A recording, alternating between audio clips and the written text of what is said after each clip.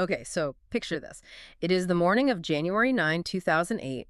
You are in Florida, specifically on Interstate 4 near Polk City. Right. Now, if you know that stretch of road, you know it's a major artery, a commuter corridor. It's just after dawn, sky's getting that pale early morning light.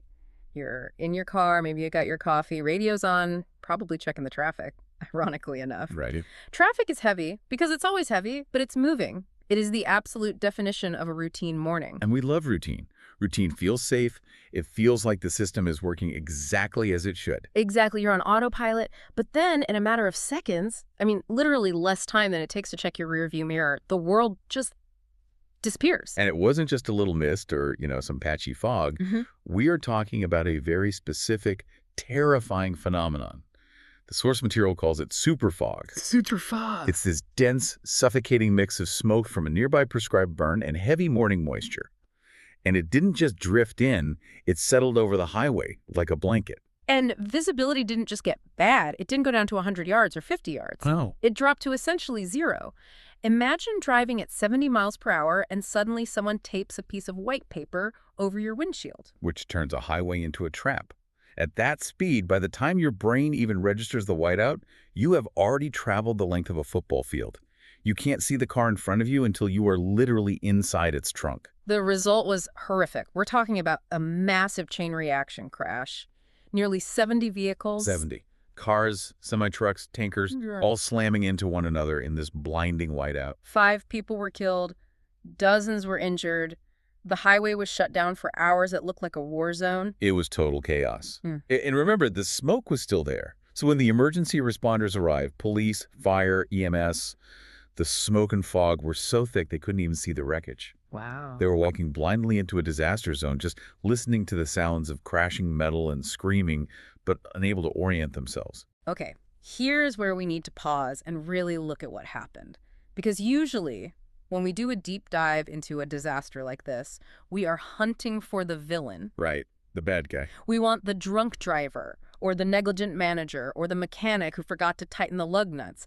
We want someone to blame so we can say, aha, if we just fire that person, we're safe. It's human nature. Yeah. It's the bad apple theory. It makes the world feel predictable. If we remove the error, the system is perfect. And here is the twist that makes this case so incredibly frustrating and yet so important. There wasn't one. That is the central mystery of the I-4 crash. Yeah. Let's look at the players.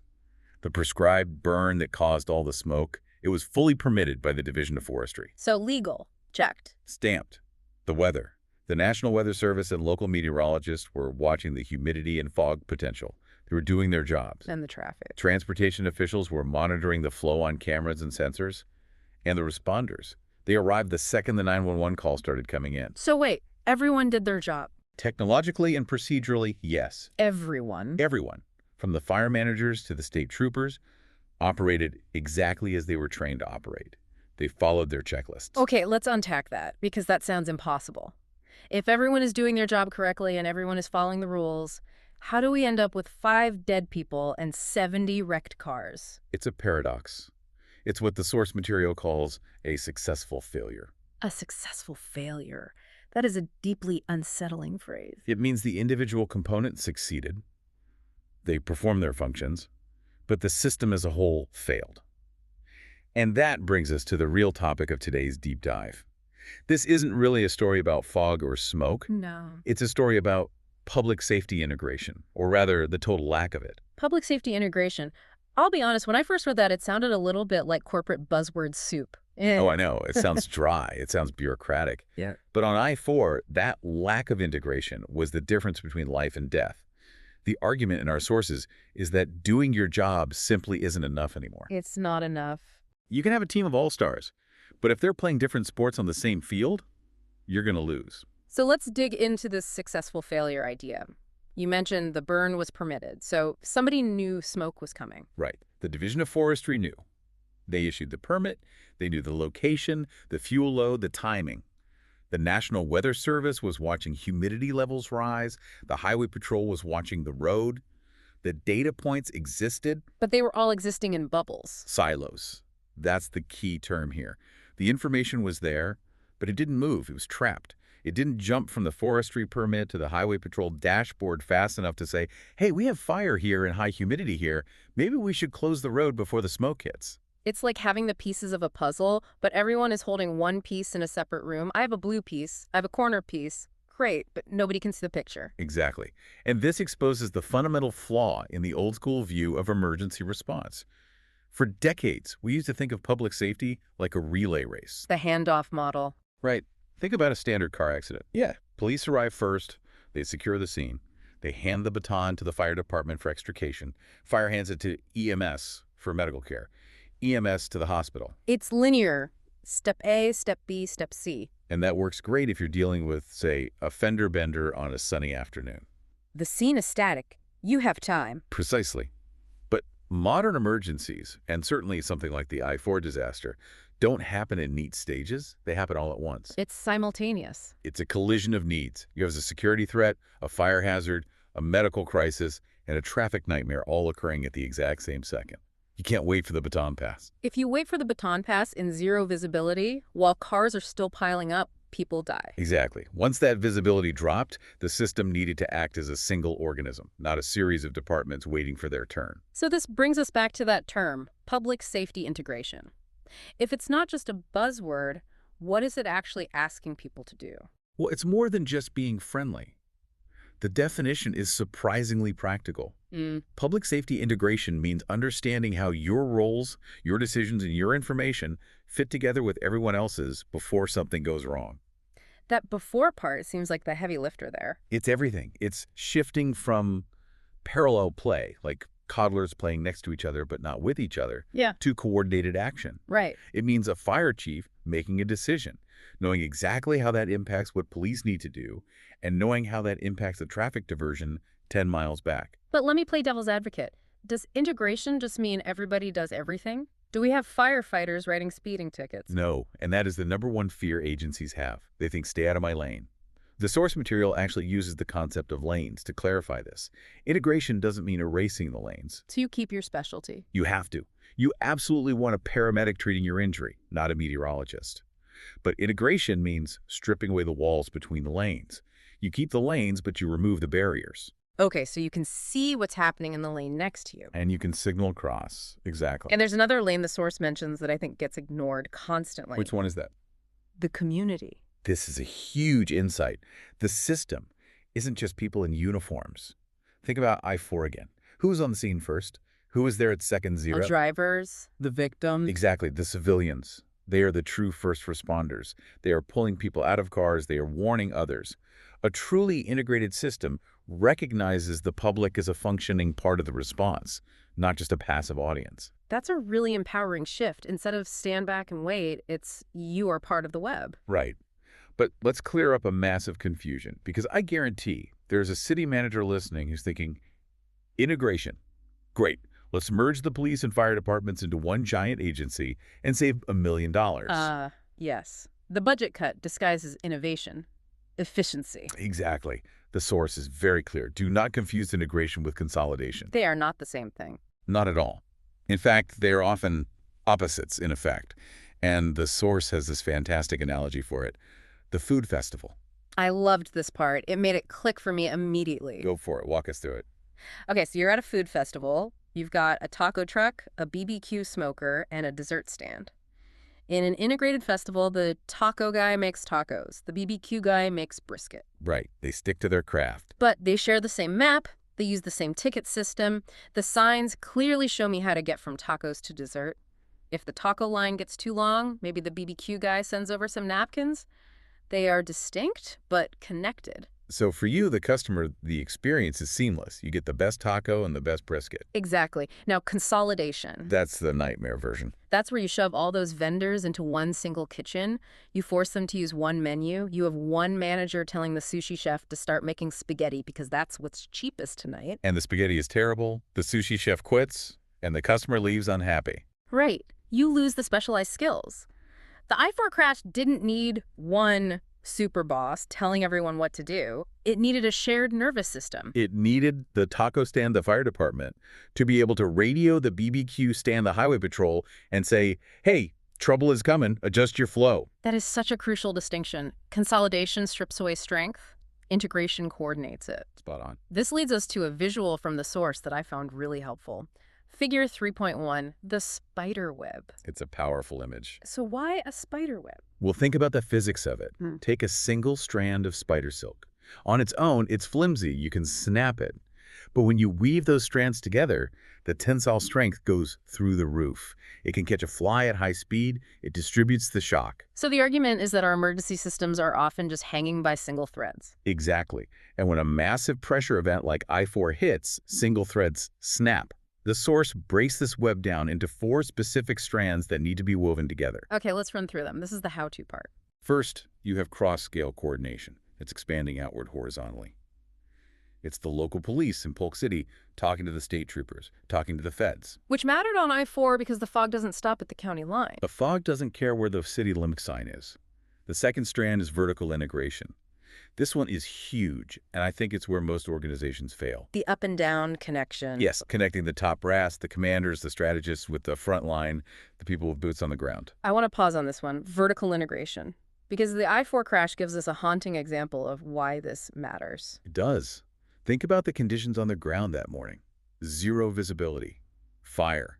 The frontline responders are struggling just to see their own hands. They are in a visceral, tactical hell. Meanwhile, command is where? Command is likely back at a post, or in a vehicle a mile back, where the air is clear. They're looking at maps. They're trying to direct resources based on a theoretical understanding. Send Unit 4 to mile marker 22. So command is playing a strategy game, like Risk, and the front line is playing a first-person shooter. That is the perfect analogy. And without strong vertical integration, there's a gap. Command is giving orders that make no sense on the ground, and the front line can't convey the severity back up the chain fast enough. It closes the gap between the brain and the hand. Exactly. It prevents the brain from hallucinating while the hand is burning. Wow. Okay, so that's horizontal and vertical. What are the other two? Then you have stakeholder engagement. That's bringing in people who aren't emergency responders, but are critical. Schools, hospitals, businesses. The people who deal with the fallout. Right. And finally, the fourth strand is community involvement, which we touched on. The public. So, looking back at I-4 through this spiderweb lens, the tragedy happened because these strands weren't woven together. They were loose threads, they were dangling, the relationships weren't tight enough to hold the weight of the disaster. Which brings us to timing. The source is adamant about the before requirement. You can't knit a sweater while you're falling off a cliff. You can't build a relationship in a crisis. It is psychologically impossible. When your heart rate is 120, you don't think creatively. You don't think, hey, I wonder if I should introduce myself to that fire captain over there. You got tunnel vision. You default to your training, your muscle memory. If integration isn't part of your muscle memory before the crash, it won't happen during the crash. The source makes a distinction here between being reactive and proactive. This is the so what of the whole concept. On I-4, once visibility dropped, everything the system did was reactive. Rescue the victims, transport the injured. Which is necessary work. Absolutely necessary, heroic work. But it's cleaning up the mess. Proactive decisions, like warning drivers 10 miles back, diverting traffic before it hit the fog bank, those require connections that have to be established beforehand. It's about foresight. Yes. Integration isn't just about speed, it's about foresight. It's the difference between being a janitor of disasters and being a preventer of them. Okay, so if I'm a city leader listening, my first instinct is to reach for my checkbook. We need better comms. Let's buy some software. iPads for everyone. Ah, the tech trap. Is it a trap? New radios seem helpful. They are helpful, don't get me wrong. Technology, shared radio frequencies, all that. These are great tools. They grease the wheels. But technology is not the engine. You can have the best radios in the world, but if the people holding them don't trust each other, then they won't use them. Or they'll just use them to argue. The source is remarkably clear on this. Strong integration is built on relationships and trust. It requires leaders who are willing to set aside their ego and their turf. Turf is a powerful drug. It is. It's identity. I am fire. I save lives. I am police. I enforce the law. When you ask people to integrate, they feel like they're losing their territory. It feels like a threat. If I share my data with you, do I lose my power? It does. And the source points out a really insidious danger that reinforces this, the danger of the routine. The routine danger. Breakdowns usually start during routine operations, not during chaos. It's when we do things the easy way on a normal Tuesday. We stay in our silos because it's comfortable. We don't copy the other department on the email because they don't need to know. We assume that if something big happens, we'll just naturally rise to the occasion. Yeah. We'll figure it out when the time comes. Exactly. And the lesson from I-4 is, no, you won't. You will not rise to the occasion. You will sink to the level of your pre-existing relationships. It's fascinating because it completely reframes the story. The I-4 crash isn't just a weather story. It's a warning about complacency. It proves that individual competence isn't enough. You can be the best firefighter, the best cop, the best meteorologist in the world, but if you aren't part of a shared nervous system, you cannot guarantee collective safety. And I'm sitting here thinking, this applies way beyond emergency services. I'm thinking about anyone listening who works in a big corporation. Oh, absolutely. This is universal organizational theory. Marketing have one set of data, sales has another, product has a third. Everyone is hitting their individual KPIs. But if those silos don't talk, you launch a product that sales can't sell, or marketing promises features the product hasn't built yet. That is the exact same information fog. You're operating in zero visibility, even if the office lights are on. And just like on I-4, you often don't realize how disconnected you are until the crisis hits. So what does this all mean for us? We've looked at the tragedy, the food festival, the Spiderweb. How do we actually build this? I think the takeaway is that integration is an active pursuit. It's not a box you check. It's a culture you fight for. It's about constantly asking, who else needs to know this? Who else is affected by this decision? And being willing to do the hard work of building those relationships when it's sunny out. Especially when it's sunny. That's when the real work happens. You hold the joint training exercise that feels like a waste of time, but actually builds the muscle memory you'll need later. It's about building the web before you need to catch anything. That's the mission. Well, this has certainly changed how I look at a flashing light on the highway. There is a massive invisible machine behind that, or at least there should be. And we all rely on it holding together, whether we know it or not. I want to leave you with a final thought to mull over today. We talked about the spiderweb, that safety net that holds up under pressure. It's a comforting image, knowing something is there to catch you. It is. But here's the provocative question I want you to take into your next meeting or your next family dinner. Look at your own world. Where are you assuming that the web exists simply because everyone seems busy and competent? Where are you assuming coordination will just happen if things go wrong? Because hope is not a strategy. Exactly. You might look closely at your team or your community and realize you're actually just holding a single thread. And as we learned from I-4, when the fog rolls in, a single thread snaps.